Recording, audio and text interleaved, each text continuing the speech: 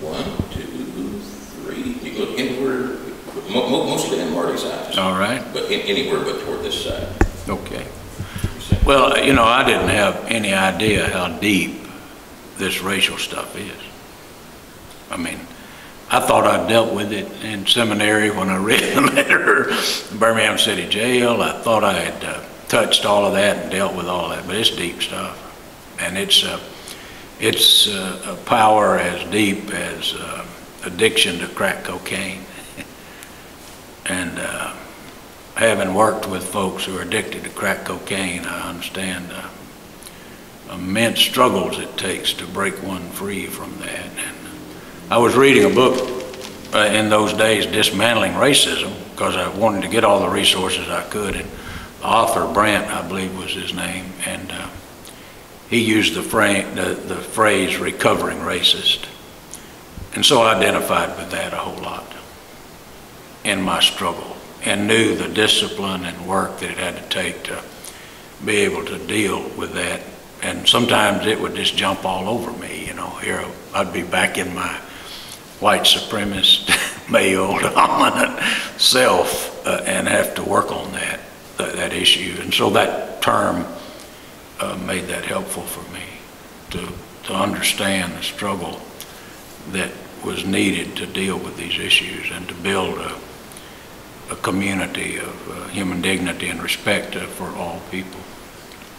But to see how difficult it was, you know, I really felt that was really a satisfying breakthrough to me. You know, I had done something about race. I'd actually invited a black person to church, and I'd invited thousands of white folks to church, and didn't know it would be a problem to invite black folks to church.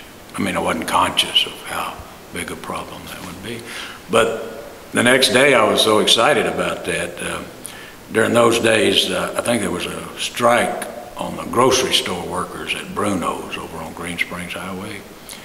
And a lot of those grocery store workers were unemployed. And Greater Birmingham Ministries had started a Greater Birmingham Unemployed Committee that was meeting in the basement of the McCoy Church. So the next day I was just walking around checking out things, and they were having their meeting, and I went in and met them all and welcomed them all and took advantage of my new freedom, you know, to invite them to church, you know. And so I invited them to church. Well, it terrified them. They were absolutely terrified because they had just moved to the McCoy Church from a meeting place at a Presbyterian church here in town, because the preacher had tricked them into inviting them to church so they'd come to church and get run off.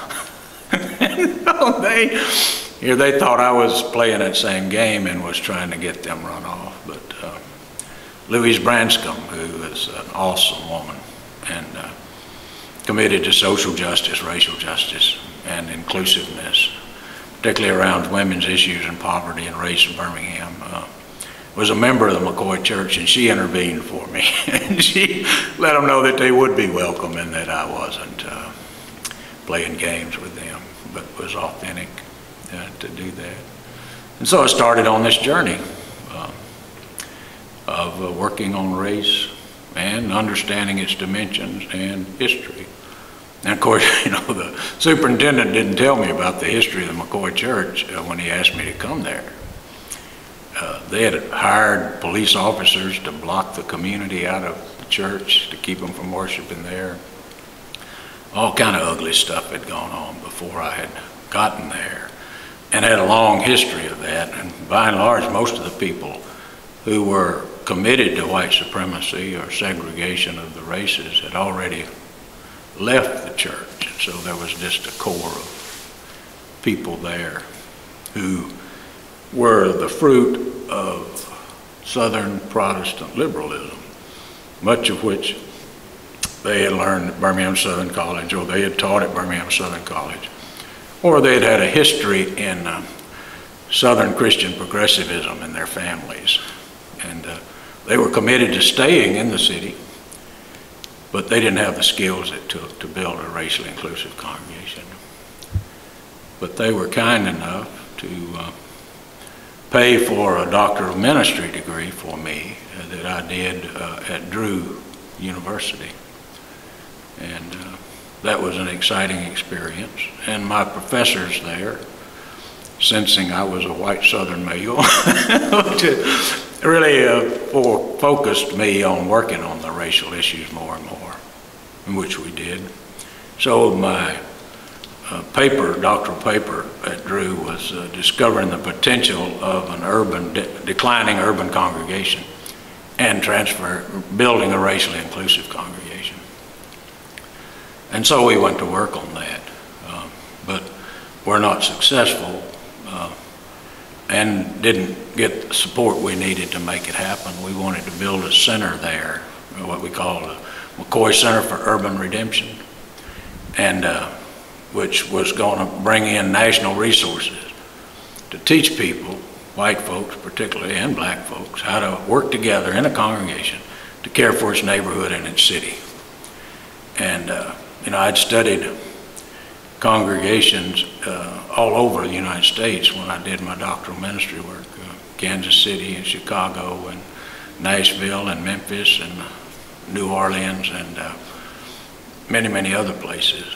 But I found out Birmingham is not Los Angeles or San Francisco or Chicago or even Kansas City.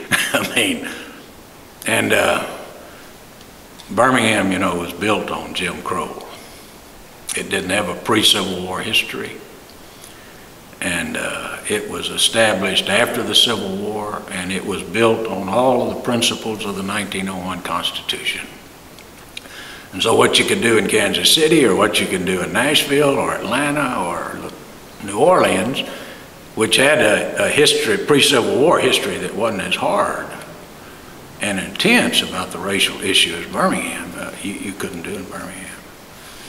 But we wanted to bring in resources from all over the country into that center to do studies, train leadership, lay leadership in particular, on how to build racially inclusive congregations and to work on those issues. And we also wanted to get a seminary at McCoy.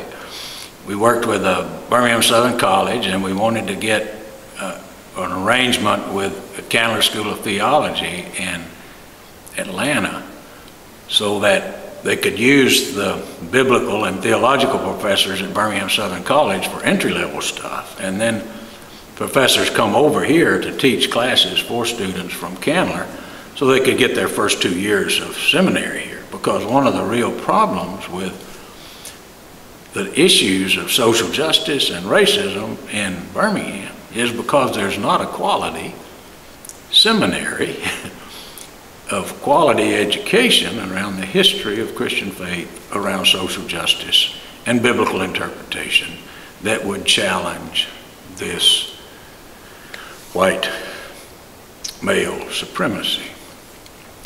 And we even did I wrote a grant, got a grant from Theological Education Group out of New York City to take leaders from the McCoy Church over to Candler School of Theology.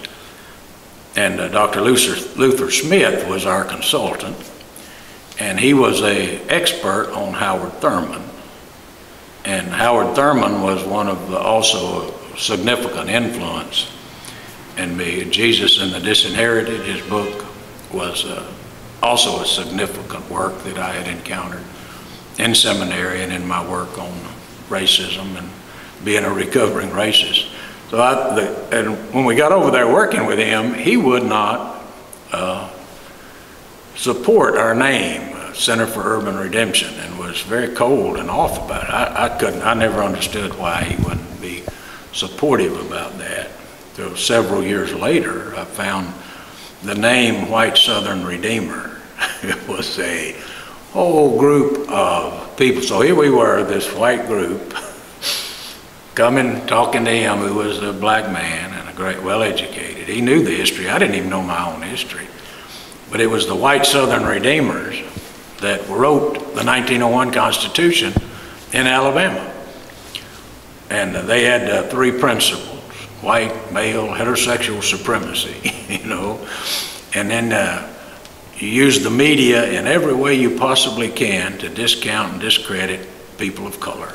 Make sure you use the media, whether it's novel or television, or radio, whatever, newspaper, everything, to sustain and discredit people of color as being less than human, and to make sure that religion is charity and not justice.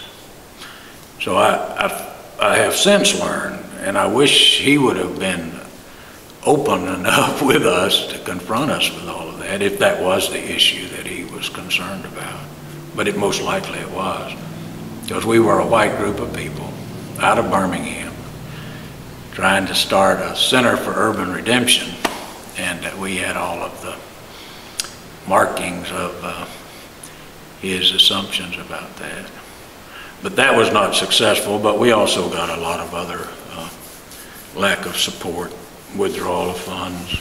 People really weren't interested in racial inclusive United Methodist congregations in Birmingham, Alabama.